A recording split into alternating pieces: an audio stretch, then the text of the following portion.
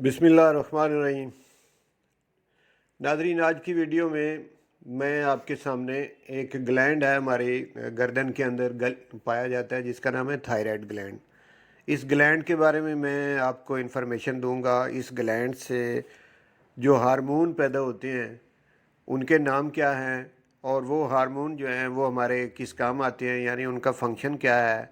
और वही हार्मोन जो हैं अगर वो बॉडी के अंदर कम हो जाएं तो कौन सी बीमारियां पैदा होती हैं, और अगर वो हार्मोन ज़्यादा हो जाएं तो फिर कौन सी बीमारियां पैदा होती हैं।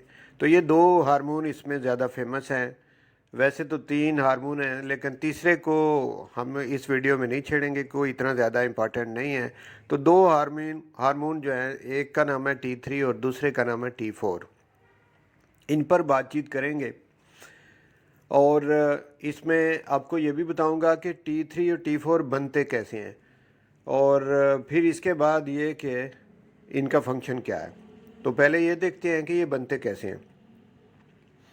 हमारे ब्लड के अंदर जैसे बहुत सारी चीज़ें होती हैं जो हम खुराक खाते हैं, उनके अंदर जो कुदरत की तरफ से पाई जाने वाली चीज़ें हैं, वो बहुत सारी चीज़ें जो हैं वो ब्लड के अंदर ही होती हैं। तो उनमें एक आयोडीन भी होती है। आयोडीन जो है वो जब हमारे जिस्म के अंदर पहुंचती है तो उसको डाइजेस्ट करने के लिए या उससे कोई काम लेने के लिए अगर बॉडी के अंदर कोई पुर्जा है, कोई जगह ऐसी है, तो वो थायराइड ग्लैंड है। तो थायराइड ग्लैंड जो है वो उस आयोडीन को ब्लड में से ले लेता है, और फिर एक अमाइनो एसिड है जिसका नाम है टायरोसिन। टायरोसिन के साथ आयोडीन को मिला के एक चीज़ बनाता है जिसका नाम है T3 और T4। तो ये हार्मोन इस तरह से बनते हैं कि आयोडीन और एक अमाइनो एसिड जिसका नाम टायरोसिन है, ये आपस में मिलते हैं, तो इससे T3 और T4 हार्मोन जो हैं ये बनते हैं। और ये वाला काम बनाने का ये थायराइड ग्लैंड के जो सेल्स हैं ये काम करते हैं। यानी T3 और T4 की प्रोडक्शन जो है वो कहाँ पे होती है? थायराइड ग्लैंड के सेल्स के अंदर होती है। और उसका मटेरियल क्या है? एक आयोडीन है और साथ में टायरोसिन है। ये दोनों मिलके T3 और T4 बनते हैं। अब अगर एक आयोडीन मालिक्यूल और साथ में टायरोसिन यानी अमाइनो एसिड का भी एक हो तो इसको मोनो आइडोथायरोनिन कहेंगे, और अगर दो मिलें तो इसको डाई आइडोथायरोनिन कहेंगे। इसी तरह से अगर तीन मालिक्यूल मिलें इसके आयोडीन के तो इसको कहेंगे ट्राई आइडोथायरोनिन या T3। और इसी तरह से अगर चार मिलें तो इसको कहेंगे टेट्रा आइडोथायरोनिन या T4। और T4 को एक और नाम भी दिया जाता है, थायरॉक्सिन भी कहा जाता है इसको। तो आमतौर पे ये जो एलोपैथिक सिस्टम है, तरीका इलाज है, इसमें थायरॉक्सिन नाम की एक गोली है जो उन मरीज़ों को दी जाती है जिनके अंदर T4 की कमी होती है। तो उनको ये कहा जाता है कि ये थायरॉक्सिन आपने सारी ज़िंदगी खाते रहना है। तो ये T4 का नाम थायरॉक्सिन भी है। अब आते हैं कि ये जो दोनों हार्मोन हैं T3 और T4, इनका फंक्शन क्या है। तो सबसे बड़ा फंक्शन इनका जो है वो है मेटाबॉलिज्म। हमारी बॉडी के अंदर जो है इसको कंट्रोल करना। मेटाबॉलिज्म क्या है कि जो भी खुराक हम खाते हैं उसने आगे जब डाइजेस्ट होना होता है तो जिन मराल से गुजर के वो डाइजेस्ट होती है, यानी बर्न होती है वो खुराक। तो बर्निंग के अमल में ऑक्सीजन चाहिए होती है, तो ऑक्सीजन की मौजूदगी में खुराक का बर्न होना ये मेटाबॉलिज्म कहलाता है। तो जितनी भी खुराक जाती है उसको हज़म करने के लिए मेटाबॉलिज्म के अमल से गुजरना पड़ता है, और इस मेटाबॉलिज्म के अमल को ये दोनों हार्मोन कंट्रोल कर रहे होते हैं, T3 और T4।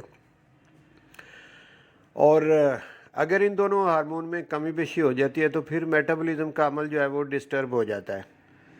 और अगर कमी हो जाती है और मेटाबॉलिज्म का अमल सही तरीके से नहीं होता तो फिर चूँकि इनका काम है कि बर्न करना, अब बॉडी के अंदर फैट्स भी पड़ी होती है, बॉडी के अंदर ग्लाइकोजीन, लीवर के जो हमारे सेल्स हैं वहाँ पे ग्लूकोज को स्टोर किया जाता है जिसको कि ग्लाइकोजीन कहा जाता है। تو یہ T3 اور T4 جو ہیں جب یہ بریک ڈاؤن کرتے ہیں گلائکوجین وہاں سے نکالتے ہیں، اس کو بریک ڈاؤن کرتے ہیں، اور پھر اسی طرح سے لپڈ جو ہے اس کو نکال کے اس کو بریک ڈاؤن کرتے ہیں، اور پھر اس سے انرجی بناتے ہیں، اور میٹابولزم کا عمل جو ہے جب وہ بہتر ہوتا ہے تو یہ کام ہوتا رہتا ہے۔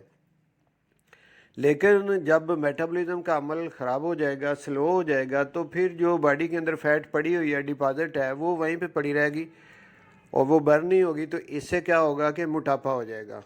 تو پہلا لاس تو یہ ہوا کہ موٹاپا ہونا شروع ہو جائے گا ایسے مریضوں کو جن میں T3 T4 کی کمی ہوگی، ان کو موٹاپا ہونا شروع ہو جائے گا، اور اگر اس کی زیادتی ہو جائے تو پھر ان کا ویٹ لاس ہونا شروع ہو جائے گا، وزن کم ہونا شروع ہو جائے گا، یعنی باڈی کے اندر جتنی لپڈ پڑی ہوئی ہے، گلوکوز پڑی ہوئی ہے گلائکوجین کی شکل میں، وہ زیادہ سے زیادہ برن ہو جائے گی اور ڈپازٹ ختم ہونا شروع ہو جائے گا، اور پھر ویٹ لاس ہونا شروع ہو جائے گا۔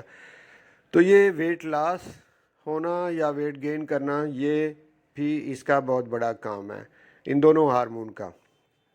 اس کے بعد اس کا اگلا فنکشن آپ کو بتاتا ہوں کہ یہ گروتھ میں بہت اہم رول ادا کرتے ہیں یہ دونوں ہارمون، وہ مینٹلی گروتھ ہو یا فزیکلی گروتھ ہو۔ چھوٹے بچوں کا جب برین ڈیولپمنٹ کے مراحل سے گزر رہا ہوتا ہے تو اس وقت T3 اور T4 کی بہت زیادہ ضرورت ہوتی ہے۔ یہ برین کی گروتھ بھی کرتے ہیں اور فزیکل کے گروتھ باقی جو ہے تمام ایریا کی، وہ گروتھ بھی یہ کرتے ہیں۔ تو گروتھ میں اس کا بڑا عمل دخل ہے۔ ویسے تو گروتھ کے لیے ایک اور بھی ہارمون ہے، گروتھ ہارمون جسے کہا جاتا ہے، وہ پیچوٹری گلینڈ سے نکلتا ہے، لیکن مینٹلی گروتھ میں جتنا رول T3 اور T4 کا ہے اتنا گروتھ ہارمون کا بھی اتنا نہیں ہے۔ اور اگر یہ سلو ہو جاتے ہیں، یعنی کم مقدار میں یہ تھائرائیڈ گلینڈ کے اندر پیدا ہوتے ہیں T3 اور T4، تو پھر سسٹم ہمارا باڈی کا اس طرح سے ہے کہ ہمارے دماغ کے اندر، دماغ کا ایک حصہ ہے جس کو ہائپوتھیلمس کہتے ہیں، ہائپوتھیلمس جو ہے وہ پھر ایک ہارمون ریلیز کرے گا جس کا نام ہوگا TRH۔ TRH جو ہے وہ پیچوٹری گلینڈ کو سٹیمولیٹ کرے گا، اور پیچوٹری گلینڈ پھر ایک ہارمون ریلیز کرے گا جس کا نام ہے TSH۔ TSH پھر آ کے تھائرائیڈ گلینڈ کو سٹیمولیٹ کرے گا، تو اس طرح سے پھر تھائرائیڈ گلینڈ جو ہے وہ T3 اور T4 جو کہ کم مقدار میں پیدا کر رہا تھا، اب اس سٹیمولیشن کے بعد وہ T3 اور T4 کی مقدار کو بڑھا دے گا، تو اس طرح سے یہ T3 اور T4 زیادہ مقدار میں بننا شروع ہو جائیں گے۔ اور جب یہ زیادہ مقدار میں خود ہی بنا رہا ہو تھائرائیڈ گلینڈ T3 اور T4 کو بہت زیادہ مقدار میں بنا رہا ہو، تو پھر ہائپوتھیلمس جو سٹیمولیشن دیتا ہے TRH کے ذریعے وہ کم کر دے گا، اسی طرح سے پیچوٹری گلینڈ جو سٹیمولیشن دیتا ہے THS کے ذریعے سے وہ بھی کم کر دے گا۔ تو اس طرح سے اس کا زیادہ ہونا جو ہے اس کو میڈیکل ٹرم ہے ہائپر تھائرائیڈزم، اور اگر یہ کم مقدار میں پیدا ہو رہا ہو تو اس کے لیے ٹرم جو استعمال ہوتی ہے وہ ہے ہائپو تھائرائیڈزم۔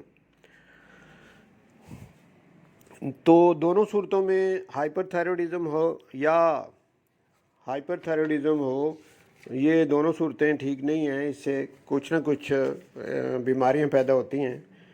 مثال کے طور پہ اگر T3 جو ہے اور T3 اور T4 اگر زیادہ بن رہے ہوں، یعنی ہائپر تھائرائیڈزم ہو، تو پھر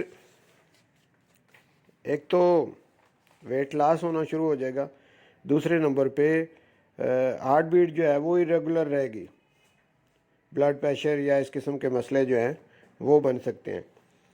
اور اگر یہ کم ہوگا تو اس میں انفرٹیلیٹی کا مسئلہ بھی بن سکتا ہے، اور مسل کی سٹفنس ہو سکتی ہے، اکڑاؤ یعنی مسل میں ہو سکتا ہے، فیٹیگ ہو سکتی ہے، اور ویٹ گین ہونا شروع ہو جاتا ہے، یعنی وزن بڑھنا شروع ہو جاتا ہے، اور میٹابولک ریٹ جو ہے وہ کم ہونا شروع ہو جاتا ہے۔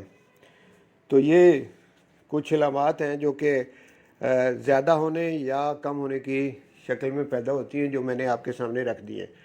مجھے امید ہے کہ آج کے لیکچر میں آپ نے بہت کچھ سیکھا ہوگا، اور اگر آپ سمجھتے ہیں کہ اس طرح کے لیکچر آپ تک پہنچنے چاہیے تو پھر اگر ابھی تک چینل کو سبسکرائب نہیں کیا تو چینل کو سبسکرائب کر لیں اور بیل کا نشان دبا دیں، اور اگر آپ کو یہ ویڈیو اچھی لگی تو آپ اسے لائک کریں، اسے شیئر کریں تاکہ دوسرے لوگوں تک بھی پہنچے، اور انشاءاللہ یہ سلسلہ جو ہے یہ جاری رہے گا، اور اسی طرح کی کوئی اور انفارمیٹیو ویڈیو جو ہے وہ لے کر آپ کی خدمت میں دوبارہ حاضر ہوں گا۔ اس وقت تک کے لیے آپ سے اجازت چاہتا ہوں، بہت شکریہ۔